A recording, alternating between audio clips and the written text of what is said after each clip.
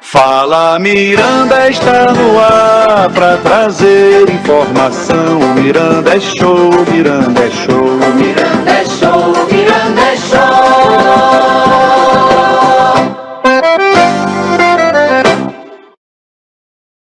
Tá aí, começou mais um podcast, mais um Fala Miranda. E dessa vez eu vou bater um papo com um cara que não representa só a juventude, mas representa o trabalho jovem no social e está fazendo a diferença, não só para Beija-Flor, mas também para a cidade de Nilópolis. Meu convidado hoje é o Caio Davi, presidente do Instituto Beija-Flor, é isso? É isso mesmo. E aí, meu amigo, tudo bem? Tudo bem, meu irmão. Como é que você está? Tudo certo. Feliz demais em estar aqui. Muito obrigado pelo convite. Tá uma Eu honra que agradeço. Participar aqui desse podcast. O trabalho tá lindo, tá refinado. Tudo bem, pessoal? Sou o Caio Davi, presidente do Instituto Beija-Flor, vice-presidente da Escola Mirim da Beija-Flor, o sonho do Beija-Flor. E é isso aí. Apaixonado por Nilópolis. Acho que é o que mais me define. Todo mundo pergunta e eu não vou fugir disso. O Caio tem alguma pretensão futura de vir num cargo político, de se candidatar? Como é que anda a tua cabeça em relação à política? Rapaz, aqui a gente já começa... Então, realmente muita gente me pergunta isso, e eu justifico esse tipo de interesse porque, para quem está me conhecendo agora, um trabalho social que toma a proporção que o Instituto toma dentro da cidade hoje, as pessoas realmente começam a perguntar por que você está fazendo isso? Você quer alguma coisa? Tem esse desconfiar, né? Porque a gente, infelizmente, Miranda, está acostumado a viver num mundo onde as pessoas fazem o bem em troca de alguma coisa. Mas antes de te responder, eu gostaria de falar que eu venho de uma família, né, onde o meu avô, Rei Davi, onde meu tio Anísio, tio Nelson, tio Caú, tio Miguel, tio Jacó, tio Farid, a tia Nicinha, a avó Maria, todos eles passaram muita dificuldade, né? Então vieram de baixo, construíram o seu legado do zero. E quando uma família tem essa trajetória, né, a gente é educado com uma gratidão eterna em devolver para a cidade que nos deu e nos tornou algo. Então a gente sempre foi empenhado em ter um lado social ativo dentro da escola, fora da escola, então eu já cresço dentro desse contexto. Então o nosso social ele não tem ali um viés político no primeiro momento. Ele realmente vem com a ideia de devolver a cidade que a cidade nos deu. O tio Anísio sempre foi uma figura social ativa dentro da cidade, né? Se ele andar pelas ruas, até hoje ele recebe esse carinho, essa gratidão, e a gente herda e tem a responsabilidade de continuar esse legado, que não é fácil, né? Porém, quando eu falo de social, eu esbarro no político social. E além disso, eu hoje me considero, sim, não acho prepotência falar que eu sou uma liderança política da cidade, porque eu atendo mais de 3.500 famílias, né? Eu atendo mais de 300 famílias atípicas com crianças ou adolescentes ou adultos que são neurodivergentes. Então, eu brigo por essas famílias, eu busco atendimento, nem tudo eu consigo atender no Instituto, mas eu vou até os órgãos públicos, até as outras competências, buscar soluções para eles. Então, eu me considero, sim, uma liderança política. Então, hoje... eu não falo, o Caio é candidato. Não, o Caio não é candidato. O Caio fala sobre política abertamente, sim. O Caio é uma liderança política, sim. Brigo por direitos, tenho os meus deveres como cidadão, mas faço o que faço porque a minha família tem esse amor, porque me foi incumbida essa responsabilidade e eu gosto disso. Então, assim, se isso for evoluir para alguma coisa depois... é uma consequência de um trabalho social. O que eu acho que é engraçado, porque geralmente quando você pega um case político, você vê o contrário, né? O político traz o social como consequência. Eu já acho que é o contrário. Primeiro, eu tenho que vir nesse viés social, tenho que entender do chão da cidade, entender das necessidades. A Beija-Flor me ajuda muito nisso, porque a escola de samba, todas as escolas de samba são um grande captador social, né? Você vê essa história se repetindo na Imperatriz com o João Drummond agora, um cara que vem de samba. Chamei ele para vir aqui, tá para vir aqui, sentar vem, João, aqui. Vem que o cara é bom, vai ser bom para você, vem. Então, eu me coloco hoje como uma liderança, assim. E se isso evoluir, né, para uma questão política, vai evoluir pelo viés social, pelo viés de pensar no melhor da cidade, porque a gente sabe que tem necessidade, a gente sabe que o viés político já está na minha família, eu já nasci dentro desse contexto, né? Mas nesse momento eu continuo representando eles de uma maneira social, né? Se daqui a pouco isso vai evoluir, te deixa aí no inconsciente da nossa população. O Instituto Beija-Flor, ele atende a quantas crianças hoje? Cara, crianças só, eu não vou te dar esse, eu vou até depois subir e te mando esse quantitativo exato. Mas no geral... No geral, eu tenho 3.500 alunos hoje cadastrados, mas eu ainda estou terminando de cadastrar porque eu estou virando o sistema, né? Era tudo no papel, agora tá indo tudo pro... Tá digitalizando pro virtual. tudo. Eu tô digitalizando, mas... Quando você... Como é que você se comporta como líder e aí um representante de uma instituição dessas? Como é que você trabalha a cabeça de uma criança que vem de um lar sem estrutura? Que acontece muito isso, né? Às vezes o pai tem um problema com bebida, ou a mãe com droga, e aquela criança não sabe o que é uma oportunidade, porque mora, né, num lar destruído. Sim. Como é que o Instituto, ou você, trata essa criança? Porque às vezes a gente tem uma ideia de que a criança ela é rebelde, porque é mal educada, porque, né, ou é o genes da criança que é ruim, mas às vezes é uma construção social. Ela veio de um lar destruído. Sim. Ela não conhece nada além da destruição da casa dela. Sim. Como é que se trata isso dentro do Instituto? Então, a gente só pode cobrar o que a gente sabe que foi dado, né? Então a gente tem que avaliar realmente caso a caso, é o famoso caso a caso. E vocês fazem isso lá? A gente faz isso lá. Nós temos uma equipe, a gente tem um núcleo chamado de núcleo inclusivo, que é onde eu trato, eu tenho as múltiplas terapias para as crianças que são neurodivergentes, para os adultos e adolescentes, para pacientes neurodivergentes. Porém, eu tenho exceções nesse núcleo, principalmente usando a psicóloga como ativo, para atender justamente esses cases que a gente sente essa necessidade. Porque, assim, a gente que trabalha pegando essa esfera da sociedade, a gente vai lidar com tudo, né? E a gente tem que partir do princípio de que eu não posso ter um tom de cobrança ali de quem tudo foi ensinado, né? Primeiro que a gente está falando de criança, né, na sua pergunta. Então, criança, ela está em fase de ser ensinada, em fase de educação. Então, eu tenho que somar junto à escola e junto à família para ensinar aquela criança. E muitas das vezes, as outras esferas não estão fazendo a parte delas. E eu não posso largar. Mesmo que eu dobre a minha responsabilidade em cima daquela criança, eu tento fazer. Eu tenho um compromisso social de tentar fazer. Então eu coloco ela na psicóloga, eu coloco ela no esporte. Eu dou acesso a ela a múltiplas atividades que são gratuitas. Todas as atividades do Instituto são gratuitas, não se cobra nada lá. Então ela vai fazer natação, vai fazer esporte. Só que por isso que eu tenho o cuidado, Miranda, em quem eu vou contratar para ser o meu educador. E eu escuto muito isso na cidade. Eles falam, Caio, eu vou no CT ali que é pago e o professor do melhor CT da cidade já é teu professor no instituto. Falo, sim, porque eu preciso que o meu ensino aqui ele seja de qualidade. Senão não faz sentido eu estar aqui para oferecer qualquer coisa só para falar que eu faço. Não, a gente quer... Até porque tem o nome da instituição, Exatamente, né? A gente quer formar, a gente já forma alto rendimento, a gente já tem atleta que já está vivendo de esporte mundo afora. A gente tem muito case de sucesso ali na área educacional também, na área de formação administrativa. Então, quando a gente pega essa criança, a gente tem o dever de moldar ela não só nas atividades.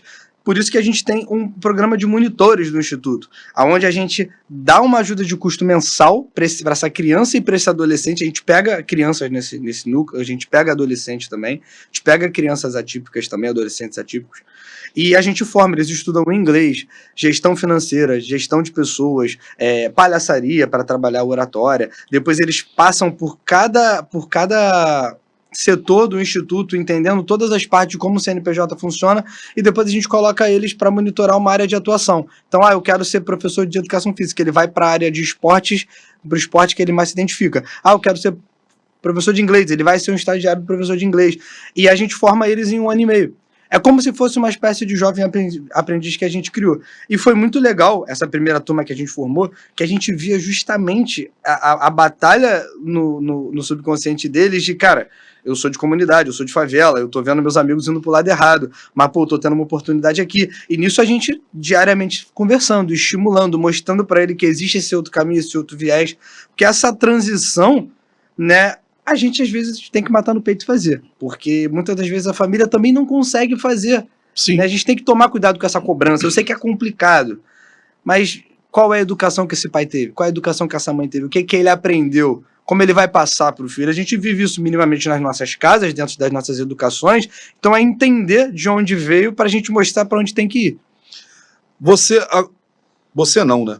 Recentemente foi noticiado nas páginas até de Nilópolis uma espécie de racha, né, nos grupos políticos de Nilópolis, com o grupo da Beija-Flor, com o pessoal da prefeitura.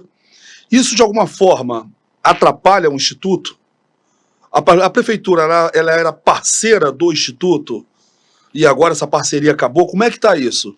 Porque era um grupo e um grupo coeso, um grupo forte. A partir do momento que há rachas, cada um vai ver seu lado. Isso atrapalhou, de alguma forma, esse racha, o Instituto? Sempre atrapalha um pouco, né? Porque eu estando à frente do Instituto, o Instituto tomando essa proporção sob a minha gestão, a gente acaba tendo a cara do Instituto, né? E a família passando por alguma situação, eu sou família. Mas, assim, por mais que existam divergências, família é família, né? A gente sempre coloca que família é família e o que é de família vai ser resolvido dentro de casa. Mas eu não te falo... Atrapalha um pouquinho na questão da comunicação, mas eu sou uma pessoa que pensa o seguinte: a minha população é a mesma população de todo ativo político da cidade. Então eu não nego atendimento. Não existe duas populações, né? Eu não nego atendimento, porque da mesma forma que eles querem ajudar, eu também quero. Então eu acho que não tem por que a gente trabalhar separado na ajuda ao nosso povo. E além de eu realmente levar isso como máxima, nós somos parceiros institucionais, porque a gente recebe verba pública. A verba pública vem para o município repassar. Então hoje eu tenho parceria com a Secretaria de Desenvolvimento Social, vou ter parceria com a Secretaria de Esporte, né? Muitos dos secretários, se não todos, são meus amigos, a gente é parceiro nessa ajuda, né? Eu atendo os CRAs da cidade, né? Então, sem assim, distinção, né? Sim. Porque a população é a população. A gente não pode ser covarde de bater em quem precisa da gente. Então eu acho que tudo que está de errado e tudo que está de briga, né? De aresta para ser aparada, tem que ser feito dentro da sala e vai ser feito. Eu acredito muito que vai ser feito. Só que a população não pode sofrer por isso. Então, assim, uma coisa na minha cabeça é uma coisa e outra coisa é outra coisa. Eu não vou deixar de atender, eu não vou deixar de ajudar, até porque o viés do Instituto, antes da gente esbarrar no político social, ele é de fazer o bem, irmão. E eu não posso parar esse fazer por causa de qualquer coisa. O Instituto vai continuar de pé, independente de qualquer coisa. A amizade com a família continua um bom relacionamento, bom bate-papo, independente de escolhas? 100%, até porque, assim, eu respeito muito a trajetória de quem veio antes. Eu aprendi muito. Isso é muito importante. Com meu avô, né? Eu trabalhei muito com o meu avô. Meu avô me passou esses valores. Então, assim, óbvio que meu líder é meu tio Anísio. Sempre vai ser. Minha lealdade ao meu tio, ela se estende ao Gabriel, né? Sempre vai ser. Essa sempre vai ser minha máxima. Mas eu respeito muito meus outros tios também, meus outros primos também, né? Tenho primos que são grandes líderes. E eu tenho uma admiração muito grande por eles e minha relação com eles não vai mudar. A gente é família. Antes de qualquer coisa, a gente é família. Então a gente tem que estar sempre se ouvindo, sempre se ajudando. É esse o meu ponto, entendeu? Quando é que tu descobriu o social, cara? Quando é que tu descobriu que tu gostava desse negócio? Quem foi que olhou pra você e falou assim, porra, o Caio, ele tem jeito pra esse tipo de coisa? Ou não, ou tu foi colocado ali e descobriu depois que você gostava de lidar com esse tipo de trabalho? Cara, então... Meu avô, carinhosamente chamado de Rei Davi, era um cara muito querido nas ruas da cidade, ainda é até hoje. E desde muito novo eu fui de andar na rua com meu avô, né? E por sempre morar em Nilópolis, eu vivi essa rua com ele. E meu avô ajudava muita gente. Desde pequeno eu fui entendendo que, cara, eu achava muito bonito ver as amizades e ver as gratidões a ele e ver essa vontade dele de, pô, já que eu posso fazer a diferença na vida dessa pessoa, eu vou fazer. Eu vou me interessar, eu vou dar oportunidade. Óbvio que nada com facilidade assim. Ele via e sabia quem ele estava ajudando e entendia o merecimento dessa pessoa. Acho que isso é muito importante, senão a gente banaliza o ajudar, né? Senão a pessoa vem, te pede dinheiro o tempo todo, você vai soltar e a pessoa tá comprando droga, enfim. Não era isso. Meu avô realmente gostava de ajudar e gostava de ver que a ajuda dele estava sendo eficiente, porque tu tem que tornar aquela pessoa independente, ajudar ela a se levantar, né? E quando eu comecei a andar muito com meu avô, a trabalhar com o meu avô, eu entendi o quanto isso era importante e dei continuidade a isso junto com ele. E depois, quando ele infelizmente veio a falecer, eu falei, cara, preciso honrar os compromissos dele, e eu continuei fazendo isso. E por mais que eu nunca tenha sido candidato, eu sempre gostei de trabalhar política. E trabalhar política na rua passa muito por isso também, por ajudar os outros, entender. E nesse momento que me viram performando política na rua, foi que o meu tio Anísio e o Gabriel tiveram um estalo e falaram, cara, vamos puxar o Caio pro Instituto, a gente tá precisando de uma pessoa assim no Instituto. Uma pessoa que não tenha medo de se expor. Eu gosto até de me expor, gosto de falar, de conversar, gosto de gente, gosto de rua. Então ele falou, cara, vamos botar o Caio aqui que eu acho que vai ser acerto. E desde então, eu agradeço muito a oportunidade a eles, porque eu sempre esperei por essa oportunidade, e eu agarrei e não vou largar, não vou largar mais. Você falou que o seu avô dava uma ajuda que mudava a realidade das pessoas. Ele gostava de ver que a ajuda dele mudava a realidade das pessoas. Isso é bacana. Agora, no país que a gente vive hoje, não é contraditório? Você vê, há tantos anos atrás, o seu avô dava uma ajuda que mudava a realidade das pessoas. Hoje a gente tem uma maioria vivendo de um assistencialismo e não quer sair dessa bolha do só receber. Sim. Como é que tu consegue ver esses paralelos, cara? Não é contraditório isso? Muita coisa. E aí a gente esbarra de novo na questão do caso a caso, né? Porque a gente vai falar da mãe atípica que recebe o Luas e realmente o marido abandonou e ela vive ali em função do filho e ela realmente precisa desse dinheiro. Essa aí precisa, né? Quando a gente vai falar de um laudo mal dado para uma criança que não tem aquele nível de suporte, recebe e a mãe vai ficar ali em cima daquilo, ou então o próprio adolescente que recebe, adulto que recebe, não vai trabalhar, vai botar o lado embaixo do braço.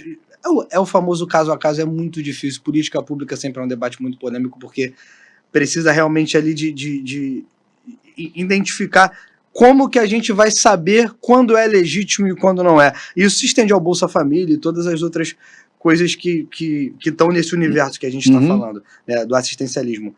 É sempre bom lembrar, né, no período da pandemia, quantas pessoas pegaram benefício e usaram para fazer churrasco, usaram para, enfim, várias coisas, motivos fúteis, e quantas realmente pessoas foram salvas por aquilo. Mas, assim, é difícil estar na pele de quem decide também isso aí, né? Porque se tu tira tudo, vamos supor que metade tanto faz, tanto fez, e metade acabou a vida. É verdade. E tem gente que depende disso também. Depende disso. Então é muito complicado, né? Muito. Caio, você contou a história do Instituto, como é que você atua, como é que as coisas funcionam. Nilópolis tem uma... Eu fico até chateado, mas Nilópolis ele tem a mania de ser lembrado, ou mais lembrado, no carnaval, né? Por conta da Beija-Flor, por conta do Neguinho, né? Aqueles gritos de carnaval na Marquês de Sapucaí. O que falta, na tua percepção de cara que está na cidade, para que Nilópolis seja lembrado não só no carnaval, mas seja lembrado como uma cidade mais próspera, que agrade mais as pessoas? O que falta para que Nilópolis seja lembrado como a cidade, e não a cidade do carnaval? Cara, eu acho que, primeiramente, quando a gente fala na parte turística, né, da cidade, existe um movimento por dentro da prefeitura de valorizar essa secretaria, inclusive o secretário que está hoje é bem competente, gosto muito do trabalho dele. Eu acho que falta primeiro a gente saber usar a Beija-Flor como um ativo político da cidade, turístico da cidade, porque é o maior ativo da cidade, isso é inegociável. Sim. Né? E usando ela como esse ativo, você consegue trazer mais investimento para cá relacionado à parte turística. Você já gera economia por aí. E depois é a questão da gente começar a encarar a Baixada, isso aí não é nem só Nilópolis, mas a Baixada como algo além da cidade do dormitório, né? Trazer essas grandes empresas para cá. E aí você vai ter shopping, várias outras coisas que trazem o público para fazer aquela economia dali girar. Eu acho que isso se encaminha de alguma forma lenta, mas se encaminha. Porque hoje a gente vai falar que Nilópolis tem preço para casa muito caro, para você comprar imóvel é tudo muito caro. É uma das caro. grandes reclamações, né? Exatamente. É o valor dos imóveis. Porque aí tu entra naquela discussão de o que eu pago no apartamento aqui, eu pago no Recreio. Realmente. Mas eu acho que qualidade de vida tá perto do meu trabalho. Então eu não vou morar no Recreio para vir para cá todo dia. Eu vou pagar o valor aqui, é isso, eu aceito isso. Né? Mas eu acho que a gente tem um grande potencial. A gente tem o Jericinó, né, que é o Parque Natural Faria de Abrão, que é um grande ativo também, né, que cada vez mais vai melhorando. Eu acho que dá para fazer muito mais lá ainda, dá para usar para muito mais coisa. Eu acho que talvez a gente tenha que repensar o tipo de evento que a gente está fazendo na cidade, para que todo mundo consiga frequentar e gostar desse tipo de evento. Que tipo de atração a gente está trazendo? Será que eu preciso de evento em outras áreas, ou só esses que tem já estão bons? Eu acho que tem uma série de coisas, porque Nilópolis tem público para isso, tem coisas que a gente tem que formar plateia, por exemplo, nosso teatro lá tem um tempo já que não inaugura, sei que tem todas as questões políticas envolvidas, mas assim, Nilópolis é uma cidade que é muito fazedora de cultura, a gente tem muito fazedor de cultura lá, muito ator, muito produtor cultural, enfim. A parte cultural é muito rica, tá no hino da cidade isso, porque sempre foi. Então ter um teatro de expressão lá, que é o tamanho do teatro lá tá para ser um teatro de expressão, né? Botar ele no circuito estadual, trazer esses investimentos dos órgãos competentes da área da cultura para cá, formar essa plateia, você já cria mais um ativo ali. Então o shopping que a gente tem não é um shopping, dá para melhorar. A gente tinha um cinema, não tem mais, vamos botar esse cinema de volta. Eu acho que tudo isso compõe para que as pessoas fiquem ali, né? A cidade perdeu esses aparelhos que você falou. A gente tem um cinema, não tem mais. A gente tem um shopping que não é shopping. A que você atribui isso? Ao custo da cidade? Para que você tenha investimentos? Porque você vê, o McDonald's que tinha ali fechou. Tinha. A gente tem um Habib's que também fechou. Você atribui esse...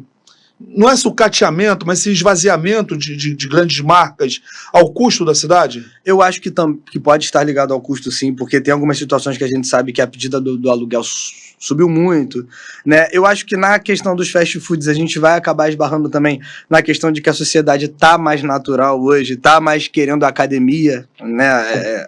Muitas academias estão abrindo. E tá querendo comer em casa também, né? Inclusive em Nilópolis o crescimento de academia é absurdo, tá crescendo cada vez mais, uma em frente da outra e todo mundo lotado, né? Eu acho que cada área específica do empreendedorismo ali, ela vai ter um porquê porque tá fechando, mas tá abrindo outro tipo de coisa também, né? Mas eu acho que tem a ver também com passa pela questão do aluguel alto, né? Passa pela questão do tipo de busca, né?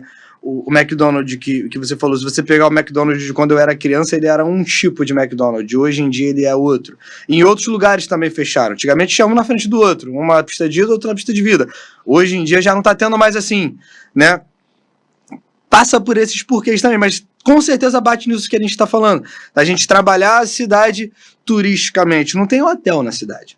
Sim. Entendeu? Sim. Até mesmo para trabalhar a parte do carnaval, né? O período áureo ali do ano, onde os ensaios estão pegando fogo, a gente sabe que a Beija-Flor traz gente para a cidade, as pessoas que quiserem dormir na Baixada, elas vão ter que dormir no Nova Iguaçu. Porque em Nilópolis elas não têm onde ficar. Né? Então é uma coisa que a gente tem que pensar, mas uma ação conjunta, né? A prefeitura tem que abraçar a Beija-Flor. Né? Eu acho que isso é uma coisa que dava para fazer mais. Dava para fazer, assumir mesmo esse protagonismo da escola como ativo turístico da cidade. Cara, vamos abraçar e vamos usar isso a favor da cidade, para gerar a economia da cidade. Isso é uma coisa que dá para ser feito. Então, nesse dava para fazer mais, 2028, se o Caio fosse convidado para vir candidato a prefeito ou a vice de alguém, o Caio aceitaria? Com certeza, a Beija-Flor, ela... Vamos supor que seja um convite para você ser candidato a prefeito ou candidato a vice. Como é que você se comportaria? Cara, primeiramente, eu acho que tudo passa por ouvir o que a nossa população tem a dizer, que é um trabalho que a gente já faz no Instituto e na Beija-Flor. A Beija-Flor faz muito isso, né? Toda a escola de São Bel é uma grande captadora social. Embelezar a nossa cidade, né? A cidade tem potencial para estar mais bonita, né? A gente vai falar de urbanização, né? Entender a dinâmica do trânsito, que é um problema que muita gente reclama, né? A gente consegue melhorar também. Trabalhar a Beija-Flor como ativo, eu acho que é um gabarito muito grande, porque tem campo para isso. Tem campo para isso. E eu sei que quem tá no poder hoje já pensa nisso, porque eu já conversei sobre também, porque aí eu não tô lá dentro para saber o que dá, o que não dá, mas assim, eu sei que existe esse pensamento.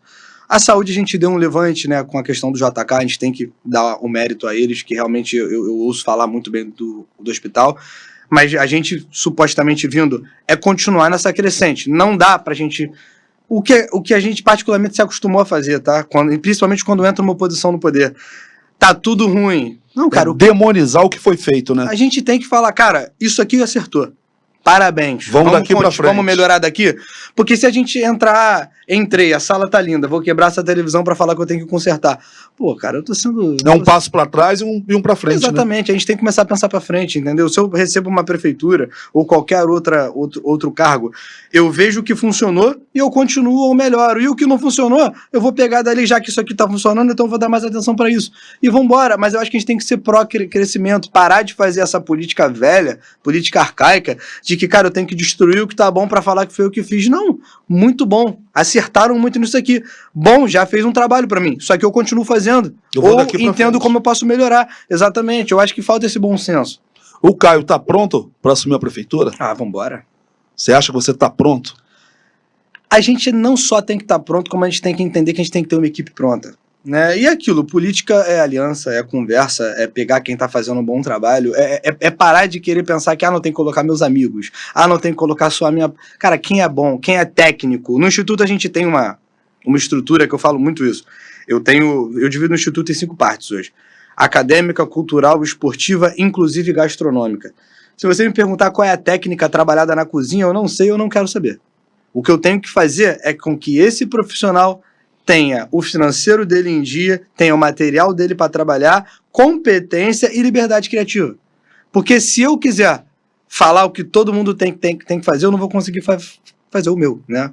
É aquilo, eu tenho que confiar na minha equipe, né? E eu penso que o prefeito tem que confiar no secretariado dele, né? Entender que os vereadores bom senso na fiscalização, né? É tudo uma questão colaborativa, né? A democracia é feita para isso, para todos colaborarmos.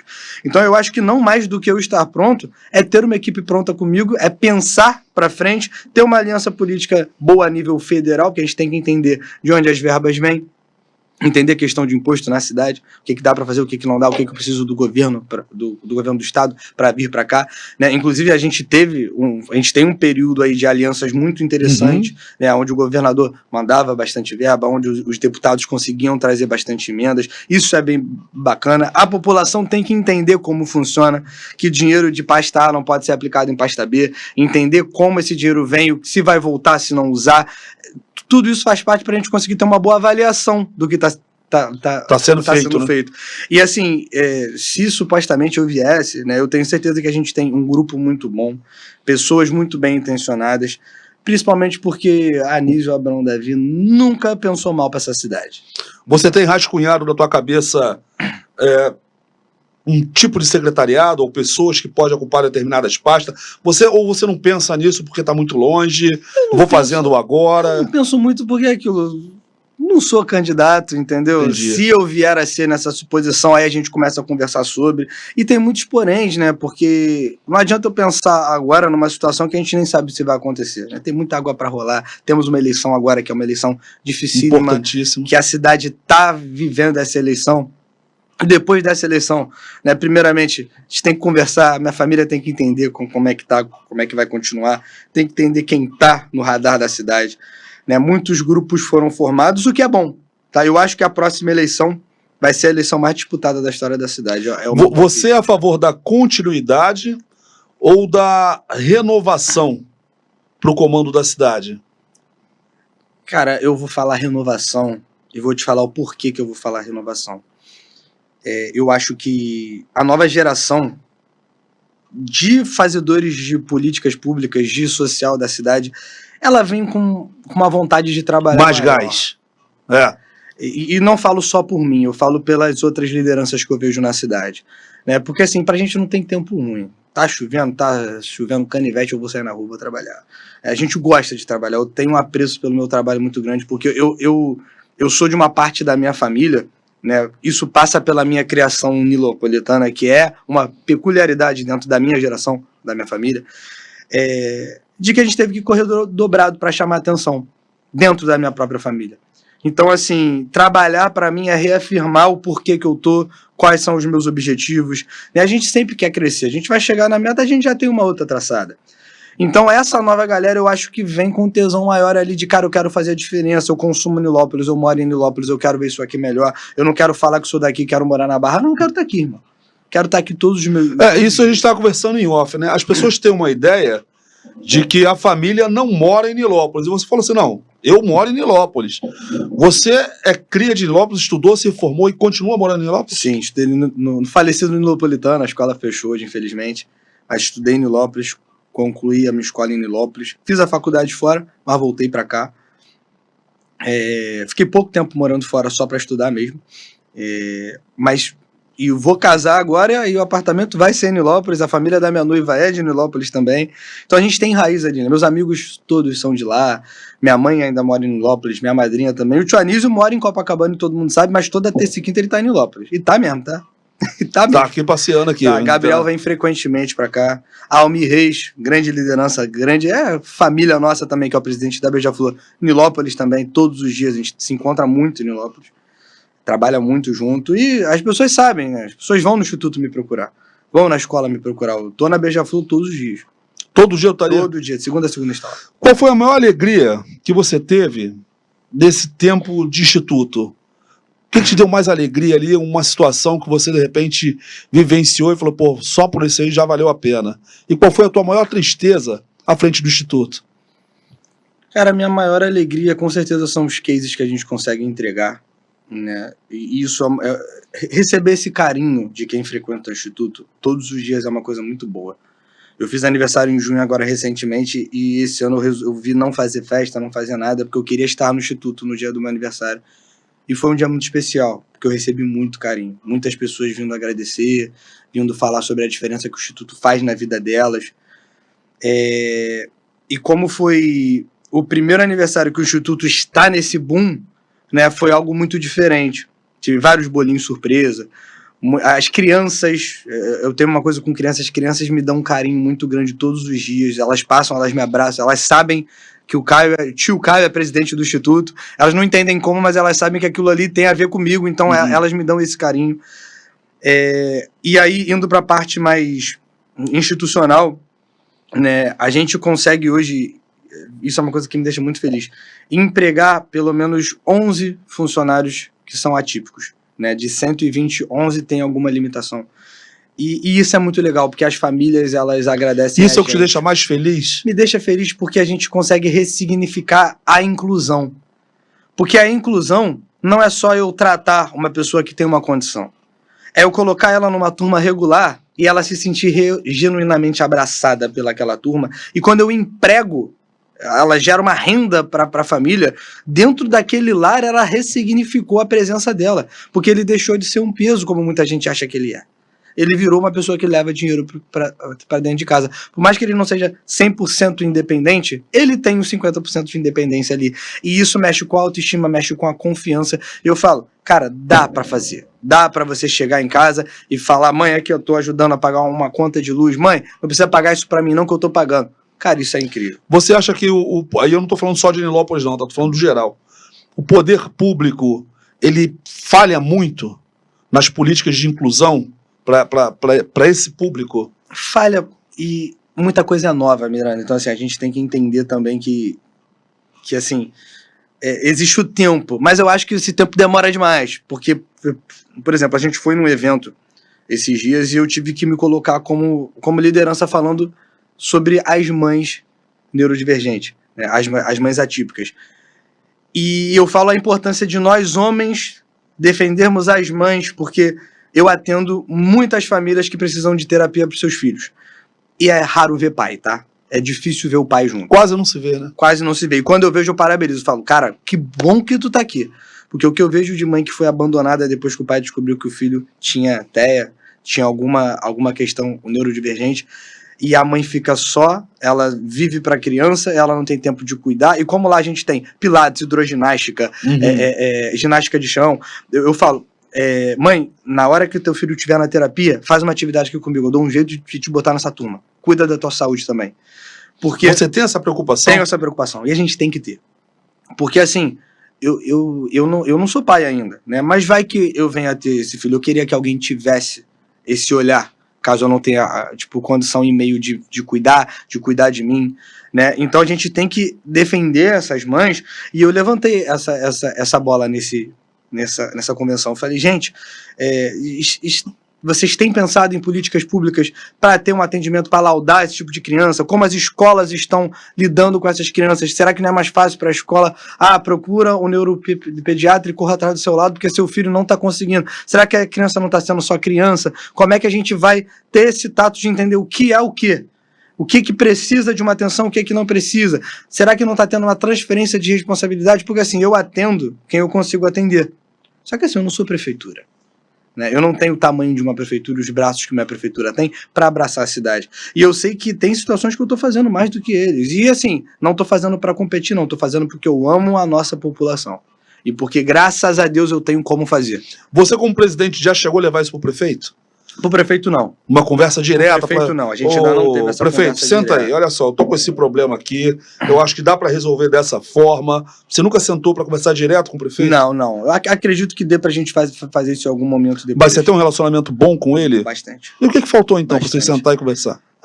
A oportunidade da gente trabalhar essas pautas, né? Porque nisso a gente teve uma conversa ali com alguns órgãos, porque é onde eu falo, o prefeito ele vai ter aquela visão macro. Para ele ter essa visão micro, precisa que o responsável da pasta chegue até ele e entregue isso. E a gente não sabe o que acontece nessa comunicação. Mas você não consegue ir direto ao prefeito? Consigo, mas eu também acho injusto eu ir direto nele. Ele vai falar, mas você já falou com o fulano?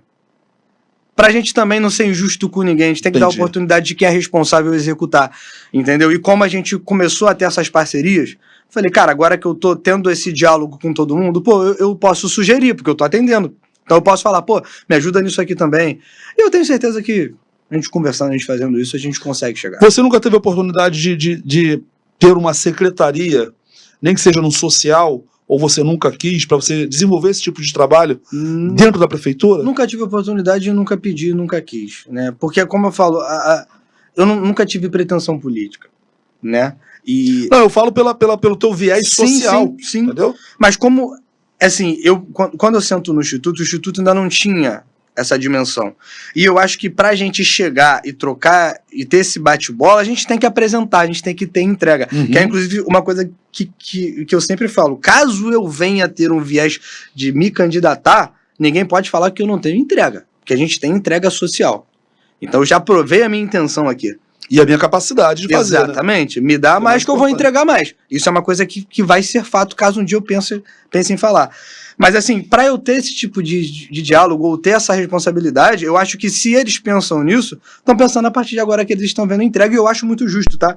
Porque eu acho muito fácil quando o candidato vem e tem 300 candidatos assim em Nilópolis, não, porque quando eu for, eu vou fazer. Eu já gosto de falar assim, olha, nunca fui e nunca disse que seria, mas a minha entrega tá aqui. Acho que eu posso fazer mais, vamos me dar essa oportunidade? Porque eu tenho entrega, pô. É o trabalho que vem antes da promessa, né? Exatamente, porque você já tem algo que justifica a tua intenção, justifica a tua competência, entendeu? Eu acho que é mais honesto eu chegar no cidadão e falar para ele, cara, vem conhecer o meu trabalho, vem que eu vou te atender. Depois que ele viu e falo, cara, realmente, Caio, muito bom, gostei. Pô, quero fazer mais, posso contar contigo? Me ajuda aí, porque isso aqui pode ficar 30 vezes melhor. E aí tu tem conversa, entendeu? Porque não é balela, eu acho que é um atalho você chegar e falar, é o famoso, se eu ganhar na Mega Sena, eu vou ajudar a minha família inteira. Cara, se eu não ajudo com o que eu tenho hoje, eu não vou ajudar depois. Não vai fazer. Não vou. Você é um cara novo, boa pinta, um cara bonitão, mas... Mas, falando sério, você é um cara novo, com uma responsabilidade grande e com um trabalho já consolidado. Você atrai diversos tipos de público, né? Você atrai aquela galera que fala mal, e você atrai aquela galera que é bajuladora, né? Isso é normal para quem está em posição de destaque. Com qual dos dois públicos você prefere lidar? Eu tento lidar com todo mundo. Nem Jesus agradou a todo mundo, não vai ser o que for agradar. Por incrível que pareça, eu gosto das pessoas que falam mal de mim.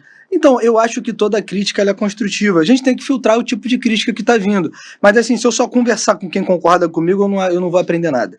Então eu acho sim que a gente tem que ouvir. Eu falo isso com os meus amigos, com a minha equipe, se eu estiver errando, me fala, tá?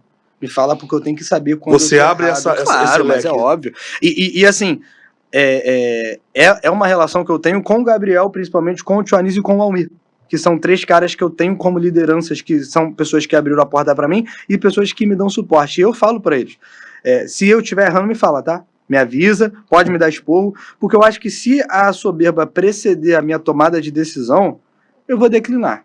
E se eu cheguei onde eu tô hoje foi porque eu ouvi quem veio antes de mim, ouvi quem sabe mais do que eu, entendeu? E troquei ideia, porque eu acho que mesmo que a gente discorde, Miranda, se eu chego com uma ideia e você chega com outra, minimamente a gente sai daqui com 2 ideias, pra gente pensar ou cogitar que essa opção No existe. ruim de tudo, a gente acopla uma na outra e melhora. E a gente vive um momento político no país que é polarizado. Sim. E que se a gente não entender que isso não é bom pro país, né? Porque eu abraço a minha ideia e eu não ouço mais ninguém. Cara, tudo parte do diálogo. Todas Verdade. as grandes construções partiram do diálogo. Ninguém vai estar 100% certo. Às vezes a tua ideia ela complementa a minha. Não necessariamente a gente está errado. A gente só está vendo uma coisa Sim. de um lado Sim. e você do outro. Se eu juntar, eu alcanço o maior número de pessoas. Mesmo assim, a gente não vai ter um 100% de unanimidade. Mas, se eu tenho a opção de conseguir agregar o maior número de pessoas e públicos distintos, eu vou tentar abraçar. Entendeu? Qual foi a crítica que tu recebeu no Instituto que mudou a tua percepção sobre alguma coisa? Cara, quando eu assumo o Instituto, eu via... Em que ano foi isso que tu assumiu? Que eu assumo presidente, de fato, vai fazer acho que 2 anos. Mudou bastante, Mudou. né? Mas Parabéns. antes eu já estava lá. Eu comecei no Instituto como professor, depois eu virei coordenador cultural, depois eu virei secretário e diretor, auxiliando ali sempre na gestão, e depois eu viro, de fato, presidente. Isso é legal você falar, que as pessoas falam assim, não, como ele é parente de político, ele já virou presidente. Não. E aí você vem aqui e fala, não, peraí. Sim, Primeiro eu fui isso aqui, depois eu fui pra ali, fui aprendendo e cheguei na presidência. Eu gosto de usar como situação análoga a trajetória do Gabriel na Liesa, né? Ele começa como diretor de marketing. E aí depois ele galga um caminho para chegar até a presidência e fazer o trabalho maravilhoso que ele está fazendo. Eu acho isso importante porque você entende a estrutura de baixo para cima, né? Se eu sentasse na cadeira de presidente, eu não entender o que o professor passa, né? E é bom porque, assim, eu gosto de ter relação, de ter uma amizade com quem trabalha comigo, né? Eu gosto que as pessoas tenham liberdade de bater na porta da minha sala para me pedir uma ajuda, para perguntar se o trabalho tá sendo bem quisto ou não. Eu não gosto dessa distância, eu sou o presidente, eu só falo... Não, eu falo com todo mundo, irmão. Eu tenho acesso, tem hora que eu paro, saio da sala e rodo o Instituto para justamente estar acessível para quem quiser falar comigo. E aí, essa trajetória, ela é importante para a gente entender, e assim, as críticas que eu ouvia era de que os funcionários não se sentiam muito abraçados, de que existia esse distanciamento, de que eles não tinham voz, e como eu digo, eu acho que o funcionário ele precisa ser visto, porque quando eu estava lá eu queria ser visto. Então eu dou essa liberdade de trabalho, foi a primeira coisa. A segunda coisa que eu ouvi foi, tá faltando alguém botar a cara pelo Instituto. O Instituto tem que ter cara. Eu falei, vamos embora. E aí quando eu boto a cara, eu tô suscetível a ouvir os elogios e ouvir os defeitos também, né? Como eu já ouvi, poxa, teve um aviso de que seria feriado e não chegou na minha turma. A culpa é tua, Caio. Sendo ou não sendo, é minha. Desculpa, a gente vai melhorar. Um problema na secretaria, eu vou lá e eu vou resolver. Desculpa, a gente errou. A gente vai resolver. Ah, eu acho que tinha que ter tal modalidade. Vamos resolver. Ah, a areia tá rala, precisa botar caminhão. Vamos resolver. Eu gosto Você disso. é o cara que toma para si os Sim. problemas do Instituto, Sim. não distribui essa culpa. Quando tem um problema, você tá ali como o cara do problema. Porque, como eu falo, o problema de casa se resolve em casa. Não tem que dar esporro no funcionário na frente de ninguém. Até porque eu não gosto de dar esporro, eu gosto de conversar. Né? Mas isso eu faço dentro de sala. Dentro da sala, eu e a pessoa, a gente resolve ali. De fora, eu resolvo. O problema é meu, a culpa é minha. Fala comigo, entendeu? Porque, primeiro, que eu sou uma pessoa preparada para lidar com esse tipo de situação. Tá? Eu entendo o olhar de quem tá reclamando, e eu quero essa pessoa para mim, eu quero conquistar essa pessoa. Então, eu prefiro que eu faça isso. Porque eu sei que eu vou conseguir manobrar essa situação, e eu sei que de verdade eu vou estar ali para ouvir e para resolver. Eu quero resolver, eu não quero enganar ela. Eu quero resolver, pô. Se eu tô fazendo alguma coisa errada, eu tenho que me falar. E eu sei que essa mudança, essa melhoria, ela parte de mim, porque eu tenho a tomada de decisão. Por mais que eu vá ouvir todo o suporte técnico, quem vai martelar sou eu, entendeu? Então eu vou levar tudo em consideração, vou tentar ser o mais sensato possível e vamos acertar. E graças a Deus, até hoje, a gente conseguiu reverter qualquer problema ali. Então tu acha, dessas questões, algumas críticas construíram o Caio de hoje, né? Com certeza. O Caio líder, o Caio que comanda, o Caio que toma E responsabilidade. quando eu tenho dúvida, eu jogo a dúvida pra cima e eu pergunto. Falo, Almir, Gabriel, tio, o que eu faço aqui? Tô com essa dúvida. vai por esse caminho. Eles falam, vai por mim, vai por esse caminho. Eu falo, vou por você, vou por esse caminho, vamos embora. Você não tem problema nenhum em pedir ajuda? Nenhum. Em mostrar assim, olha, eu não sei como é que eu resolvo isso, eu não sei como é que eu resolvo aquilo. Não chega a lugar nenhum sozinho, cara. Pô, legal isso, cara, porque às vezes as pessoas que se colocam ou que chegam num lugar de liderança, elas têm essa vaidade do líder, né? Sim. Não, eu resolvo, e é o seguinte, se não for do jeito que eu quero, não vai ser. Não pode. Você não tem isso. Não. E as pessoas percebem isso no dia a dia? Com certeza, porque assim, o ambiente de trabalho é muito leve. E como eu falo, tem líder que quer dar pitaco em parte técnica que ele não sabe. Se eu coloquei um coordenador esportivo ali, que eu tenho muito orgulho do meu, que é o Gustavão, abraço, Gustavão, eu preciso deixar esse cara ter a liberdade técnica de fazer o que ele tem competência para fazer. Eu não tenho formação em educação física. Eu não tenho como falar que o método tal é melhor que o método tal. Ele vai chegar para mim e vai falar. Como, por exemplo, na parte inclusiva, a coordenadora me falou, Caio, a gente tem que atender crianças acima de 3 anos, porque antes disso o laudo é inconclusivo. Por causa disso eu falei assim, Camila, é isso? É. Então é isso que vai ser feito. Respaldo você, pode fazer. Eles vão me dar a explicação. Porque são pessoas que entendem o que estão falando, né? Não adianta. Porque se eu for parar para ficar pensando nisso, além de não ter estudado sobre isso, eu vou perder meu tempo tudo nisso e o que eu tenho que fazer mesmo eu não vou conseguir fazer. Então é aquilo, eu centralizo na hora que eu tenho que centralizar, que é o que eu tenho que blindar quem tá comigo, para eles confiarem em mim também. Então na hora de tomar porrada, eu vou estar lá, não, bate em mim que a gente vai resolver. Mas na hora de colher os louros, eu vou abraçar e vou falar, mas ó a minha equipe aqui, ó. Tanto que quando a gente vai receber prêmio em determinada pasta do Instituto, eu levo a equipe da pasta comigo. O prêmio é meu, mas é deles também, porque é do Instituto. Nós somos um time, nós somos uma família. Se eu não tiver um time competente, meu trabalho não vai ter competência também. Existe por parte do presidente ou do Instituto alguma ideia de se criar polos do Instituto Beija-Flor espalhados pela cidade? Existe. A gente já estudou até algumas áreas. Agora, quando é um problema, porque assim, terceiro setor é uma burocracia e tem que ser mesmo porque é verba pública sendo aplicada na cidade. Então, assim, a gente tem que criar outros CNPJs, né, entender esses locais. A gente tem até alguns terrenos que dá para fazer, só que o custo disso é bastante alto, a gente está estudando, né, mas justamente porque hoje o Instituto ele está muito falado na cidade, né, e eu estou já fazendo algumas ações públicas para trazer a galera de outro lado ali de Nova Cidade, Bairro Novo Horizonte, Paiol, Morro da Mina, trazer essa galera para dentro, porque eles são do outro lado da cidade. Sim. E eu queria ter um polo do outro lado da cidade também para atender essa galera lá, embora lá a gente também tenha a creche, né? A creche Júlia Abrão Davi, que eu presido também, eu sou presidente da creche também.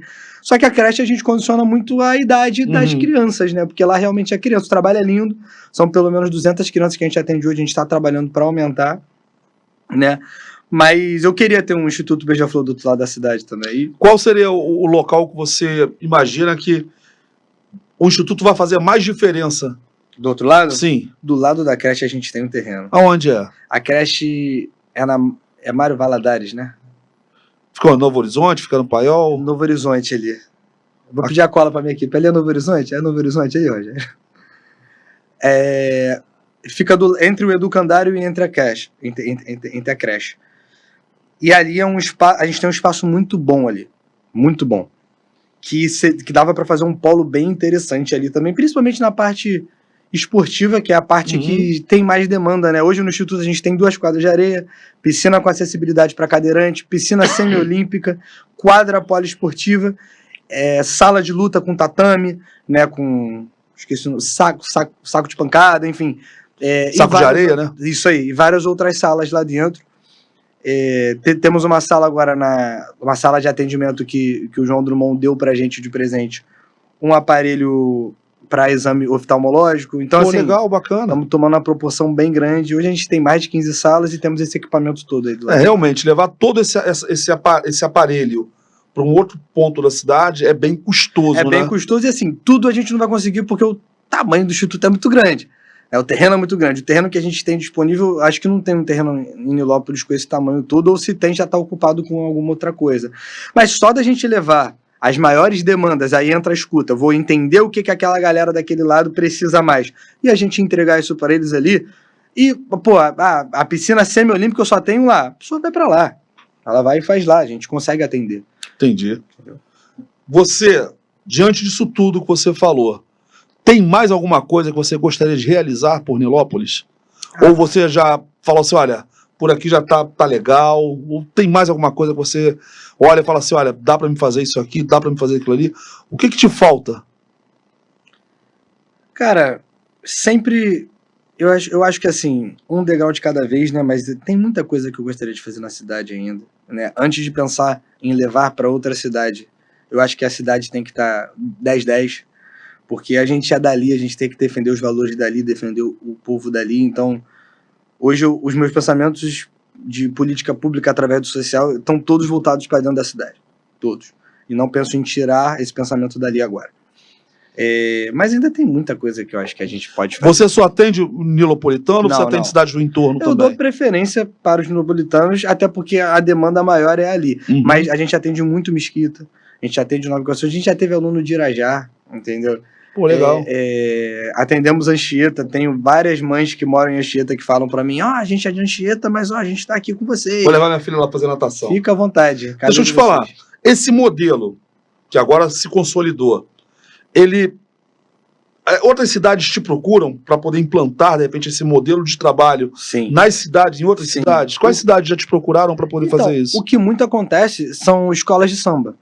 Porque como somos um social inerente de escola de samba, vinculado à imagem da escola. E, por exemplo, eu falo até com o João Drummond que a nossa equipe é a mesma, porque o Instituto Imperatriz agora virou uma realidade também, um trabalho muito bonito. E é parecido com o trabalho da Beija-Flor? Sim, óbvio que a gente tem muitos anos, né, porque depois eu falo de quando surge o Instituto Beija-Flor, mas o Instituto Imperatriz surge ali mais ou menos na pandemia, com esse trabalho ali social na pandemia, e hoje virou, né, um CNPJ para receber verba, e um trabalho muito bonito que começou com o João. Hoje ele saiu porque ele é pré-candidato a deputado estadual, mas o trabalho continua sendo tocado por todas essas pessoas que vivem a Imperatriz e vivem a comunidade ali da Leopoldina. Mas eu sei que a Viradouro faz um bom trabalho. Tubarões de Mesquita ali do lado. O presidente, eu vou visitar, tá? Porque eu tô devendo uma visita para ele, pra gente somar. Rapaziada da UPM, da presidente Lara Mara, que é a nossa amiga também. O social deles é bonito, tenho certeza que vai crescer muito mais. Então, todos esses lugares, alguns a gente já visitou, outros a gente já deu alguma consultoria. Mas assim, a gente sabe que a gente formou ali algo de visibilidade. E, primeiramente, as escolas de samba começaram a pensar em fazer algo também, o que eu acho muito bom. Quando a gente ganhou o prêmio, né, de social de escola de samba do Carnavalesco, né, que é o maior portal de samba que existe, do Alberto João, no discurso eu falei isso, eu falei assim, que esse prêmio ele sirva de trampolim para que todas as escolas pensem em potencializar o social delas. Porque a escola de samba já é algo marginalizado. Sim. Né? Então, a gente já dialoga com as comunidades que vivem e defendem as cores daquele pavilhão. E dar acesso a essas pessoas é uma parada primordial. E a Liesa também está fazendo isso agora, está tendo esse viés social. E aí, quando o Instituto vira desse tamanho, outros sociais procuram. Dentro da cidade, muito social me procura, e eu tento ajudar no que eu posso. E muitas vezes a ajuda, ela é uma consultoria de entendimento do terceiro setor. Que é o quê? Como eu faço para receber uma verba pública? Como eu faço para fazer parte... Em muitos casos você vai para dar consultoria, em outros casos para aprender também. Exatamente, exatamente. Porque tem projetos lindos. Eu gosto muito de citar um projeto que é o projeto CTN, do meu amigo Fábio. Braço, Fabião, que faz parceria com a gente no Instituto. Que o cara tem um olho... ele trabalha exclusivamente beach tênis. Né? E quando eu comecei a praticar o esporte, eu comecei no CTN, com o professor Alexandre. E eu entendi, o cara consegue pegar a criança, entender a criança, o potencial dela, e os grandes nomes da baixada de beach tênis profissional, ou quase profissional, as categorias mais avançadas, saíram da mão desse cara. E quando eu fui botar o beach tênis no Instituto, eu liguei para ele e falei, Fabião, preciso de você aqui. Preciso de você tocando beach tênis aqui, nem que eu ceda pro teu projeto, para você fazer... desses caras ou a gente fazer em comunhão ali, né? Mas ele é um cara que faz o social na coragem, tira do bolso, rifa raquete, e ele é um cara que eu falei, irmão, assim que eu tiver a oportunidade de potencializar o teu projeto, eu vou, porque eu sei que você tem case de sucesso, eu sei que tu muda a vida de pessoas através do esporte, que é uma parada que eu e o Gabriel a gente gosta muito, através do jiu-jitsu e de várias outras demandas esportivas. A gente sabe que o esporte ele tem um potencial de salvar muito grande mesmo. Hoje tu tá aliançado com o João Drummond? Muito. Ele é o seu candidato a deputado estadual? Candidato a deputado estadual. E quem é o seu federal hoje? Doutor Luizinho. Nosso amigo, meu amigo. Luizinho, Manda um abraço pra ele, doutor Luizinho. Um abraço pra ti. doutor. É, gente boa. Tá pra vir aqui bater um papo comigo também. Vem assim. Entendeu? Eu tô penando. Doutor Luizinho, vem aqui. A agenda do cara é complicada. Mas ele vai vir. Gente boa. Gente Muita boa. coisa e muito bem intencionado, né? E tem uma coisa que eu acho muito bacana nele é a humildade. Sim. Como ele trata todo mundo. Sim. O grande ao pequeno, ele para, dá atenção. Te olha no olho. Isso eu acho que é fantástico. E o doutor? Um beijo, doutor. Pra ti. Muito obrigado por tudo que o senhor fez no Instituto. Ele Ajudou é um dos muito. meus maiores incentivadores lá. É. E o que eu gosto dele é que ele... A gente sempre faz um passeio, né? Eu falo, doutor, ó, fiz a quadra de areia, fiz isso, fiz aquilo, PVP. Aí ele olha e fala, tá, essa sala aqui tá vazia? Eu falo, tá, Arena Gamer. Essa aqui... E ele vai jogando as ideias, porque ele pensa igual a gente. E o João Drummond vem por essa mesma linha. Eu quero que a criança da comunidade entre no Instituto e fale assim, cara, se eu quiser treinar para ser atleta, eu posso. Se eu quiser estudar, eu posso. Se eu quiser fazer uma atividade que cuida da minha saúde, eu posso. E hoje, essa questão de esportes eletrônicos, isso está crescendo muito. Sim, então, sim. Pô, quando o Luizinho falou Arena Gamer, eu falei, cara, que sacada. Muito bom, vamos tentar fazer uma Arena Gamer. E é legal que o Instituto ele dá a oportunidade da criança ser o que ela quiser, né? É isso. Ser o que ela quiser, né? Não ter limitações na formação dessa criança. Isso é muito importante, né? Eu acho que um dos maiores ativos do Instituto é esse, né? É isso. É deixar a criança ser o que ela quiser. Exatamente. Né? E construir o caráter dessa criança, essa diversidade de opções, né? E esse cuidado com essa educação para que ela realmente tenha liberdade, não sofra essa pressão e entenda que a gente quer tornar possível, levar acesso a quem não tem. É essa a máxima ali. Você falou que o trabalho no Instituto ele é leve por conta do tipo de gestão que você tem. Você alguma vez já se sentiu assim, sobrecarregado com algum problema que não estava nas suas mãos para resolver dentro do Instituto? Cara, é difícil não se sentir sobrecarregado, porque quando você começa a tomar uma proporção dentro da cidade, isso tem uma pressão em cima de você, dentro da sua família, que não é uma família comum, e dentro da cidade que você vive. Mas justamente por ter nascido numa família diferente, que sempre teve esse viés, que sempre esteve em evidência, você meio que se prepara para isso desde pequeno. E como eu gosto, eu falo isso, eu converso isso muito com a minha noiva, eu falo assim, cara, eu gosto disso. Viver na pressão eu gosto. Eu gosto de não estar confortável, né? E tem coisa que eu realmente não sinto, eu só sinto depois que eu passo. Eu falo, caraca, como é que eu passei por isso? Por esse problema, como é que eu respondi isso? Quanto é o custo hoje do projeto? Hoje o projeto, por baixo, assim, uns 200 mil. Mês? É muita coisa, hein? Mais de 120 funcionários. Todo mundo recebendo em dia? Todo mundo recebendo em dia. Pô, legal. Os insumos, né? A gente tem curso de gastronomia, a questão toda esportiva, tem os materiais que são descartáveis que eu tenho que estar sempre comprando, tem as questões médicas, tem as questões de operacional, de limpeza. Enfim, o custo é alto, mas vale a pena, meu irmão. Não, sim, lógico. Não sei se eu acho esse custo alto, não. Se você for lá e ver o tamanho, talvez você fale assim, pô... Não, e pelo bem que faz, exatamente, para a quantidade de pessoas que faz, é muito melhor investir 200, 1 milhão na saúde, do que de repente você ter que gastar isso aí numa maca de hospital para cuidar de um doente. Entendeu? E gastar dinheiro com algo que realmente está sendo entregue. Aí eu falei, a gente gasta sem pena. Tem que comprar 30 computadores, irmão, vai formar as pessoas, elas vão sair dali mexendo, vai ter uma reciclagem pro idoso que acha que ele não pode trabalhar, mas ele vai aprender a mexer em planilha. Gasta aí, compra isso aí, vambora. Você tem cursos profissionalizantes dentro do Instituto? Profissionalizantes a gente já teve, tá? Mas nesse momento a gente não tem mais. A não ser, por exemplo, gastronomia, né? As pessoas saem de lá aptas para abrir o seu próprio negócio e empreender, mas eu vou voltar a ter os profissionalizantes. A gente teve que dar uma parada porque não temos salas suficientes, porque quando a gente volta da pandemia ali, quando a gente começa a ter um núcleo inclusivo, eu entrei num dilema. Eu falei, ou eu volto a ter preparatório para militar, preparatório para Enem, reforço escolar, ou eu pego essas salas e amplio o núcleo inclusivo. Sendo que é muito difícil tu receber uma mãe atípica lá, cheia de problema, e falar para ela, pô, não tenho mais vaga. E aí eu falei, cara, preciso ampliar meu núcleo. Então eu dobro o meu número de funcionários ali, de terapeutas ali, e tenho que ocupar essas salas. E aí tem que abrir mão de alguma coisa, né? E aí eu falei, cara, eu vou cortar a parte acadêmica, porque eu sei que a parte acadêmica tem muita coisa na cidade. Que é a parte do cobertor curto, né? Exatamente. Você tem que cobrir uma parte e descobrir outra. Por isso que o Instituto, ele não... Eu tenho quero sempre fazer melhorias, quero sempre mais salas. Caio, você quer crescer sempre. O projeto social não pode ser finito. Eu não posso falar, parei por aqui, daqui eu não cresço mais. Porque as demandas aumentam, as demandas mudam. Às vezes um curso que era sucesso não é mais, então tem que trocar. Então eu tenho que estar sempre escutando e entendendo o momento, o que essa juventude consome, como eu converso com eles, como eu consigo capacitar essas pessoas. E nisso eu estou sempre mudando. O Instituto Beija-Flor, hoje na cidade de Nilópolis, ele é conhecido em todos os cantos da cidade? Ou ainda tem cantões da cidade que não conhecem o Instituto Beija-Flor? Tem cantões que não conhecem. E você atribui isso ao quê? Eu atribuo isso... Porque eu falo assim, porque um trabalho desses era pra estar na boca de todo mundo. Meu irmão, tu quer natação? O que você quer pro teu filho? Pô, vai lá no Instituto.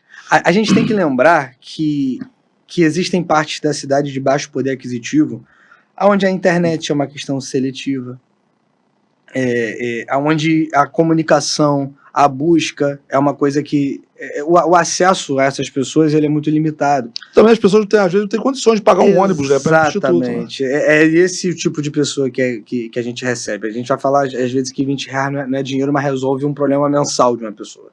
Então, assim, às vezes não chega justamente porque ela está do outro lado da cidade, né? E o que ela consome na internet não é esse tipo de coisa. E ela está acostumada com a vida difícil dela e pensa, não vai melhorar e ponto final. É isso que eu vou viver. Tanto é que eu tenho ido em pontos distantes da cidade para sentar na rua com as pessoas e conversar e apresentar o Instituto para elas, entender as demandas e falar, vem que eu vou botar tua filha lá. Você faz esse trabalho de ir para a rua? A gente começou a fazer isso. E eu tenho um planejamento de levar atendimentos do Instituto para alguns pontos da cidade. Algumas coisas que possam ser móvel, né? Exatamente, fazer um aulão numa praça. Só que eu vou esperar a eleição passar, porque agora tudo que a gente faça pode ser vinculado. Questão política. Então a gente vai esperar virar isso para levar o Instituto para esses lugares. Gente, esse foi o nosso bate-papo com Caio Davi, presidente do Instituto Beija-Flor, um cara que está mudando o social. Obrigado, cara, por vir aqui. Obrigado a você. E todo mundo que vem aqui leva um brindezinho, abre aí. Pô, é um presente nosso aí para todo mundo que... Para você também. Ah, é? Aí, ó. Isso aqui Você vai ver. Isso aqui é... O famoso manto sagrado. Ah, é?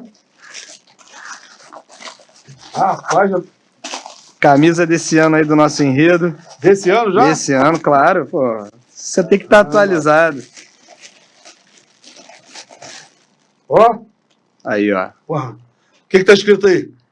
Do outro Fala lado. Miranda, podcast. Eu sobrevivi ao podcast Fala Miranda. Sobrevivi. Meu irmão, obrigado. Obrigado Deus te abençoe. E é isso. Encerramos mais um Fala Miranda. Muito obrigado.